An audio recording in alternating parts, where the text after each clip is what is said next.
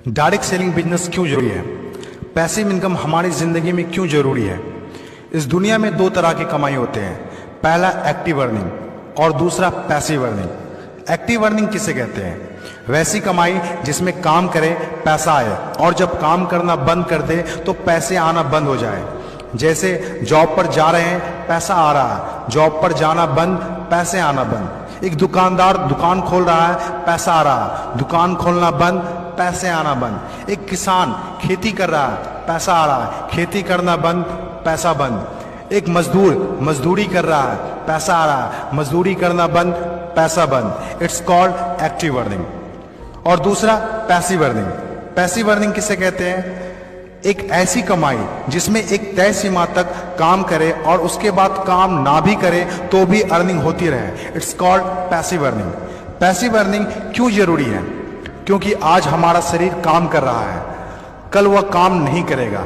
आज कुछ ऐसा करना है जो हमारे मौजूदगी ना भी हो तो भी हमें रेगुलर इनकम आती रहे, और वो ज़्यादा जरूरी है। पैसिव अर्निंग जिससे एक मिडिल क्लास और पुअर फैमिली भी आसानी से अपनी अर्निंग बढ़ाकर एक अच्छी जिंदगी जी सकता है। आज पैसिव अर्निंग के तरीके का इस्तेमाल वर्ल्ड के सभी अमीर लोग, बिजनेसमैन, पॉलिटिशियन और एक्टर सभी अपने लाइफ में पैसे कमाने में करते हैं। पैसिव अर्निंग का मतलब ऐसा काम जिसमें किसी काम का रेगुलर इनकम आता रहे, जैसे रेंटेड प्रॉपर्टी, कोई मकान, बंगला या रूम को रेंट पर देने से जो पैसा आए। और भी है जैसे fix deposit, real estate, business, YouTube earning, ये सभी पैसिव अर्निंग में आते हैं। आज आपके पास कोई एक ही इनकम ऑफ सोर्स है, चाहे वो जॉब हो या बिजनेस हो या शॉप हो या फिर एग्रीकल्चर, कुछ भी हो। आप उससे अपनी लाइफ की ज़रूरतों को पूरा नहीं कर सकते हैं। अगर आपको एक बेहतर ज़िंदगी चाहिए तो आप सिर्फ एक ही इनकम ऑफ सोर्स पर डिपेंड नहीं रह सकते। आपको सेकेंड, थर्ड, फोर्थ या ज़्यादा इनकम सोर्स बनाने होंगे। जितनी ज़्यादा इनकम ऑफ सोर्स होगी उतनी ज़्यादा अर्निंग होगी और आप अपने फैमिली को एक बेहतर ज़िंदगी दे पाएंगे। पैसिव अर्निंग करने के लिए आप ऑनलाइन और ऑफलाइन दोनों तरीके से कर सकते हैं। इसीलिए पहले आप कंफर्म करें कि आप किस तरह शुरुआत करना चाहते हैं। आपको बेसिक और सिंपल आइडियाज चाहिए, ज़्यादा रिस्क भी नहीं हो और इन्वेस्टमेंट भी कम लगे। डायरेक्ट सेलिंग बिजनेस सबसे बड़ा एग्जाम्पल है। ये पैसे कमाने का वो रास्ता है जिसमें आप सिर्फ एक बार मेहनत करते हैं और कुछ ऐसे संपत्ति बना देते हैं जो आपको जिंदगी भर पैसे कमा के दे सके। पैसिव अर्निंग को समझाने के लिए मैं आपके साथ एक स्टोरी शेयर करना चाहूँगा। यह कहानी है बर्क हेजेस की किताब द पैराबल्स ऑफ पाइपलाइन। एक छोटे से गांव में दो दोस्त रहा करते थे, ब्रूनो और पाब्लो, जो बड़े सपने देखा करते थे। एक दिन किसी न किसी तरह वो गांव के सबसे अमीर आदमी बन जाएंगे। वो दोनों काफ़ी मेहनती थे, उन्हें तो बस एक मौके की तलाश थी और एक दिन उन्हें वह मौका मिल गया। उस गांव में एक समस्या थी। गांव वाले को पानी लाने के लिए नदी में जाना होता था और आधा दिन पानी लाने में ही गुजर जाता था। वो दोनों ने गांव वालों से बात की कि वो नदी से पानी लाकर उन्हें देंगे और उसके बदले कुछ पैसे लेंगे। गांव वालों को ये बात अच्छी लगी। अगले दिन दोनों ने एक एक बाल्टी पकड़ी और नदी की तरफ चल दिए कि हर बाल्टी के लिए 10 रुपए दिए। ब्रूनो बहुत खुश हुआ, लेकिन पाब्लो को इतनी ज़्यादा खुशी नहीं थी। पाब्लो को बाल्टी ढोने की वजह से उसके पीठ में दर्द हो रहा था और हाथों में छाले पड़ गए थे। अगली सुबह फिर से उन्हें ढोने की बात सोचकर ही दहशत हो रही थी। पाब्लो ने नदी से गांव तक पानी लाने का एक अच्छा आइडिया सोचा। जब अगली सुबह दोनों अपनी अपनी बाल्टी उठाकर जाने लगे तो पाब्लो ने कहा, ब्रूनो मेरे पास एक आइडिया है। चंद सिक्कों के बदले मैं दिन भर बाल्टी ढोने की वजह क्यों ना हम नदी से गांव तक पाइपलाइन बना दें।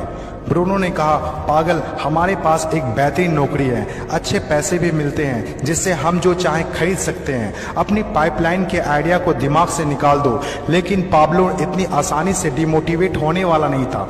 उसने अपने दोस्त को पाइपलाइन बनाने का आइडिया अच्छे से समझाया। हम लोग दिन के आधे समय बाल्टी ढोने का काम करेंगे और आधे समय और छुट्टियों के दिनों में पाइपलाइन का काम करेंगे। ब्रूनो ने पाब्लो की बात नहीं मानी। पाब्लो जानता था कि पथरीली जमीनों में पाइपलाइन बनाना आसान नहीं होगा, लेकिन पाइपलाइन बनने के बाद जो मिलेगा उससे वह इंस्पायर होकर काम करता रहा। जब पाब्लो अपना पाइपलाइन बनाता था तो गांव वाले उसकी मजाक उड़ाया करते थे, ये देखो पाब्लो द पाइपलाइन।